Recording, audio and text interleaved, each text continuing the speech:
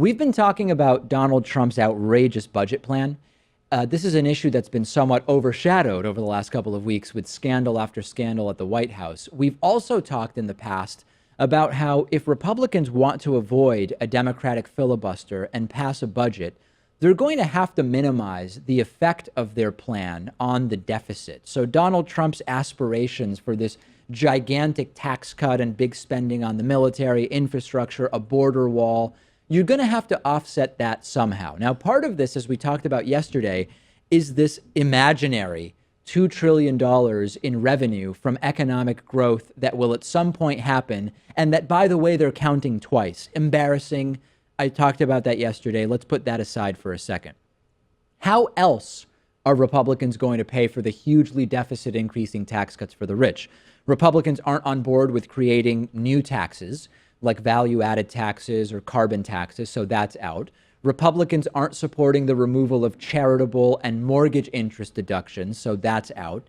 So they're going to have to find some way to cut $400 billion in spending somewhere.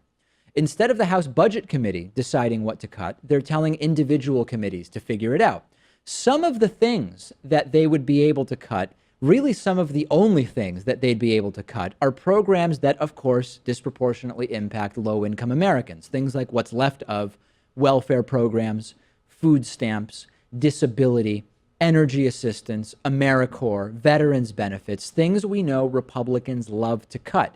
So you've got massive tax cuts proposed for the rich. They're going to have to be paid for somehow, and not surprisingly, when it's a Republican budget, they're going to be paid for by the poor, by the veterans, and by the disabled. This needs to be somehow communicated to working class people who voted for Donald Trump. But here's the key thing. I've talked about this before, Pat.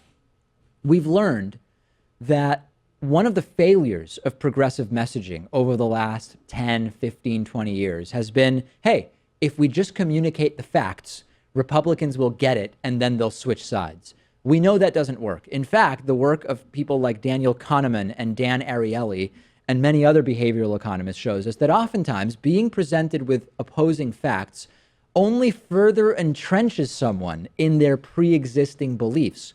The path forward, and people like George Lakoff, really good progressive messaging and framing experts, they've said that these issues need to be framed to Republican voters, Trump voters, as moral and ethical problems, not economic ones, not ones where we're just presenting the facts. The economic arguments that we're talking about, deficit neutrality, economic multiplier, all that stuff, it does not work with these right-wingers. This needs to be communicated as a moral wrong and an unpatriotic thing to be doing to make veterans, injured veterans, disabled people, poor single parents who work full-time, making them pay for the tax cuts for the rich. It is unpatriotic and immoral. And obviously it's more complex than I'm making it out to be, but that has to be the broad strokes approach here. It also helps to point out that these people may be voting against their own interests.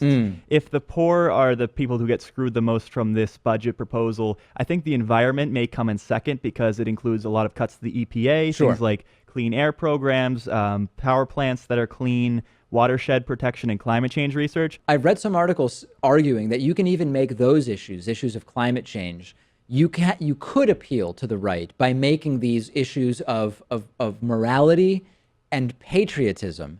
Not that I necessarily think those are the strongest arguments, but you've got to work with what will appeal to the people you're trying to convince. Yeah, because I think even some libertarians understand that water and air don't respect the imaginary lines that we have between countries. Yes. And that this affects everyone just as, taxes do. Increasingly, the actual solutions to many of the problems we're dealing with currently are they have to be globalist solutions. And I'm not saying globalist in the Alex Jones-esque conspiratorial way of a new world order, one world government, but they need to be tackled by countries working together. An individual country can't fix these issues independently. You have a nationalist streak now going on in a lot of Trumpists, and you have to bridge that gap somehow. And making arguments that appeal to the morality of these issues, it might work. It's an idea.